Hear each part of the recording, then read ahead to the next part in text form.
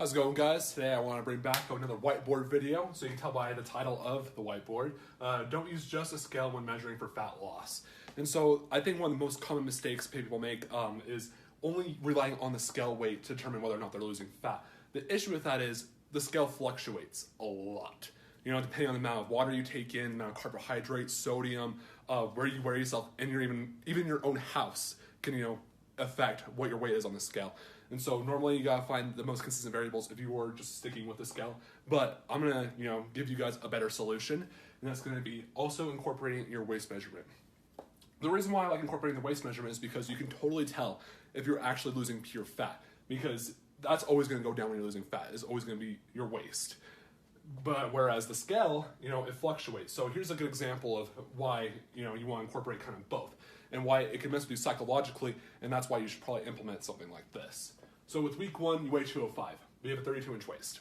Okay, that's going to be your week 1. That's what you're starting out as. Week 2, okay, you lost a little bit of fat, but you're also seeing that your waist is going down, and your scale weight also went down with it. Week number 3, you plateaued. Now you think, okay, I have 204.3 pounds on week 3, and so now you're thinking, oh crap, I didn't actually lose weight this week. But in reality, when you take your waist measurement, you can see that's a 31.5-inch waist. So that means inherently you have lost, a bit of fat around your navel. So that's where also you're measuring, it's around your navel.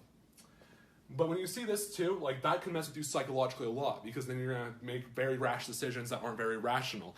So for instance, you're gonna be like, well, I think I should now just cut my calories.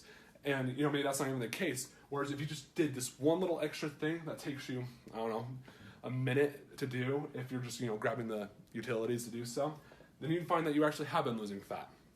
And then week number 4, now this is where it really affects people in the head psychologically, is then they get a 205 weigh-in for week 4.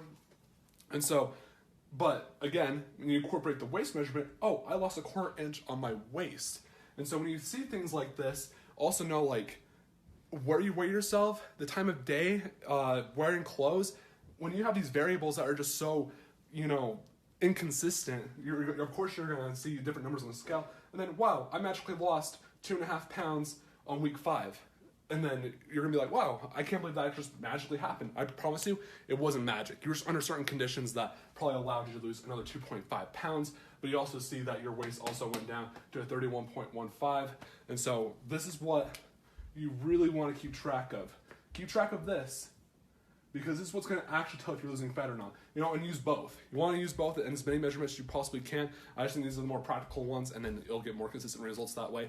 And so that is my solution. Don't always just use a scale, because it can really mess with you psychologically as well.